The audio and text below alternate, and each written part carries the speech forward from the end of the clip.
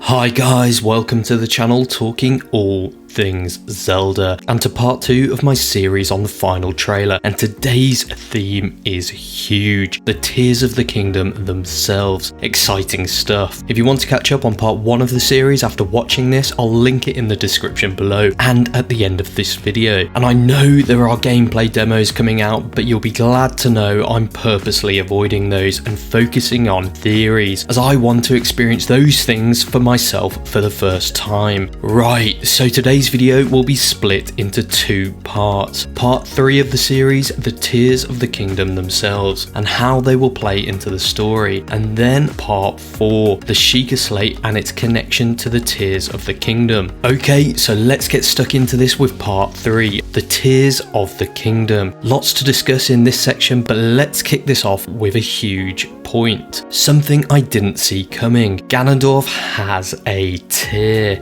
and this could mean a number of things. While this is technically visible in previous trailers, I think they purposely strayed away from confirming it was a tear until now. It certainly doesn't look like a tear in the reveal trailer from E3 2019. I suspect the development team purposely blurred it or made it murky in that video. So what are the possible ways Ganondorf may have obtained the tear, which I suspect will be the tear of power, because come on, what else is it going to be really? I've got a number of theories on this, and I think there will be some interplay between the Zonai and the 7 Sages here. Firstly, were the tears developed as an extension of the 7 Sages, because their sealing power alone wasn't working? The tear that Ganondorf possesses was potentially therefore created by the Zonai, along with the other 6 tears, and the tear of power was used as the final piece to seal him away, with the Zonai hand being used as the device or the spell to keep him locked up,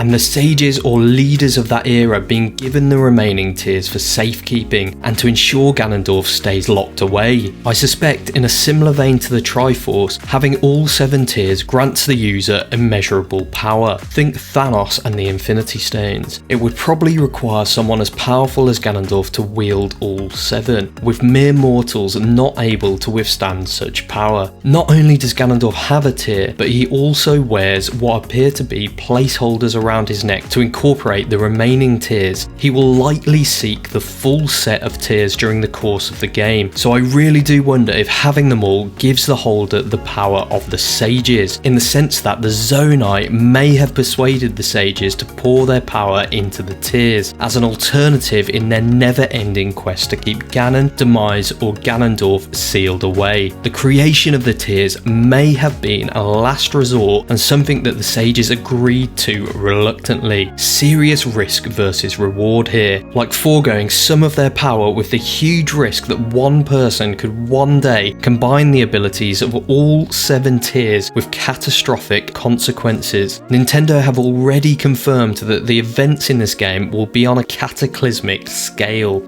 I suspect there will have been fail-safes put in place though, and the tears are unlikely to simply be at their full power at the start of the game, or while effectively lying dormant in possession of any of the current leaders, much in the same way that you would have to collect the medallions in Ocarina of Time, or the pieces of the Mirror of Twilight in Twilight Princess. I suspect both Link and Ganondorf will be fighting to power up each of the tears, but both with very different ultimate objectives. This is likely where the dungeons will play into the equation, and we will have at least 7, with each specific dungeon perhaps being a trial, and only by completing the trial do you subsequently obtain the full power of the respective tier. There could even be 10 dungeons, if we have 3 initial dungeons, one for each of the 3 goddesses, Din, Nehru and Furore, to perhaps restore the Master Sword, similar to how the Sacred Flames were used in Skyward Sword, and following completion of these, 1 dungeon for each of the 7 tiers. A question that stems from this is naturally whether we would have all of Link's abilities available from the outset, or does each tier grant a new ability? But I think I have a sensible answer to this, which lines up with what I mentioned earlier. Yes, we would have access to the abilities,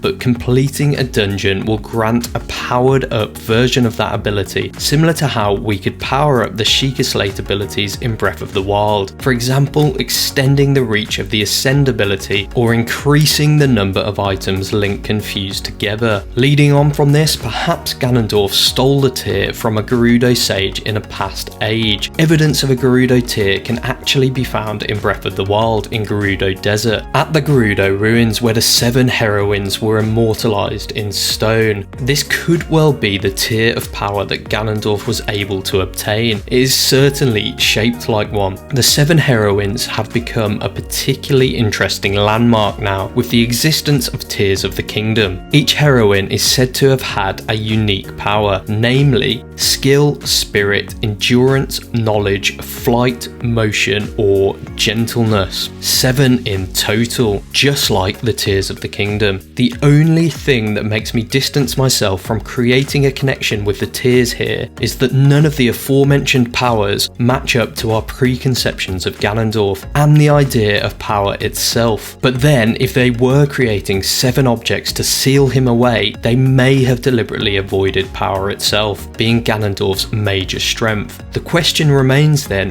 which of these would Ganondorf have chosen if he was to be in possession of one alone? Well, that depends on how he obtained it. If he was able to choose, I suspect he would opt for knowledge, which would be a dangerous enhancement when combined with his power. But if the Zonai and the sages chose one to keep him sealed in place, this would likely be the tier of endurance, to ensure the seal remains as strong as possible for as long as possible. A more far-fetched theory, but not completely inconceivable, is that the tiers could have been given to the leaders of the various races by either the Zonai or the sages, and that Ganondorf, having been born again, inherited the tier from the leader that came before him. Male Gerudo would generally go on to become king, remember. I have no doubt that this is a new Ganondorf. See my good or evil video for more on this, as we know males called Ganondorf are reborn to the Gerudo every few hundred years. But why do I think that tiers have been given to the other races? And this is the part that is not inconceivable and has essentially now been confirmed. Well, look closely at this shot. Do you see it?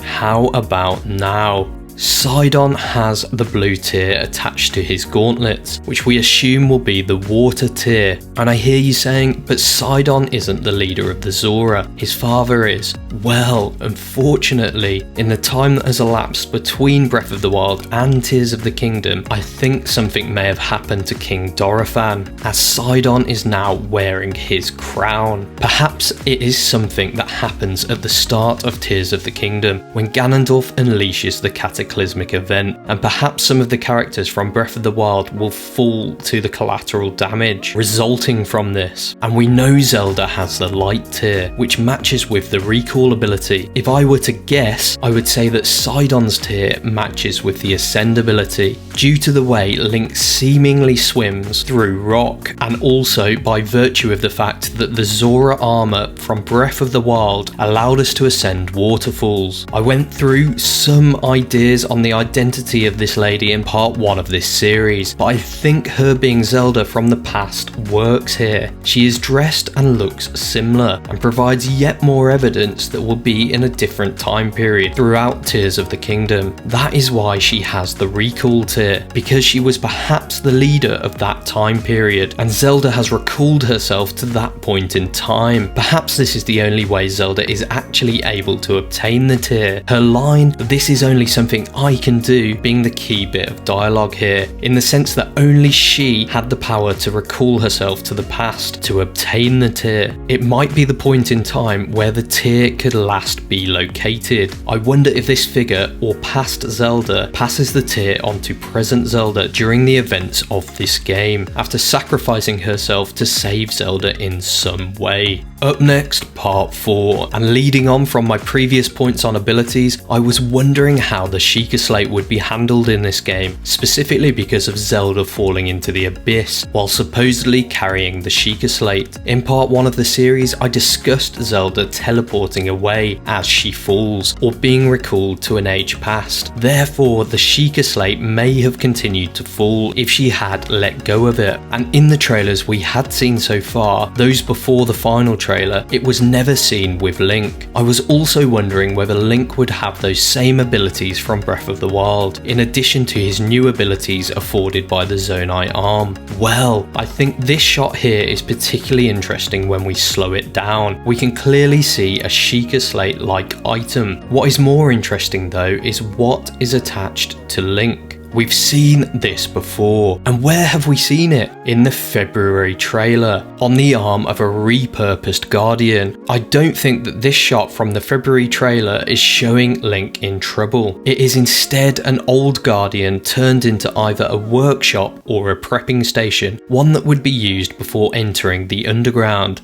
I think it will probably be the work of Pura or Robbie. We can even see the Sheikah symbol on the wall, and they will have essentially given the old Guardian parts a new purpose, recycling at its finest. I also believe this gives a good indication of what the replacements for the Sheikah towers will be. I think they will be the entrances to the underground world, and the new towers will act as the lifts. Skyrim had a similar mechanic. This shot here is likely Link returning from the underworld up one of the lifts. There's clearly something below Link in this shot. You can see the makeshift wooden platform covering the hole, and when you look at these towers from above, it looks like they potentially have air holes surrounding them, again suggesting a connection to the underground. So we've got Sheikah towers reimagined as Sheikah lifts, but why on earth has Link descended to the underground in the first place? And I think we have a good answer to this. Has he gone down to retrieve the lost Sheikah Slate, given the item's importance? This shot here could be Link's initial trip to the underground, hence the need for the rope attachment, as we don't know what's down there and things could go very wrong. Similar to what old divers would wear, or the suits in Stranger Things. He may even have retrieved it, as the Nintendo Switch version of it is visible on the lift, which might be the upgraded version, on the basis that the original Sheikah Slate resembled the Wii U gamepad, the system Breath of the Wild was initially developed for.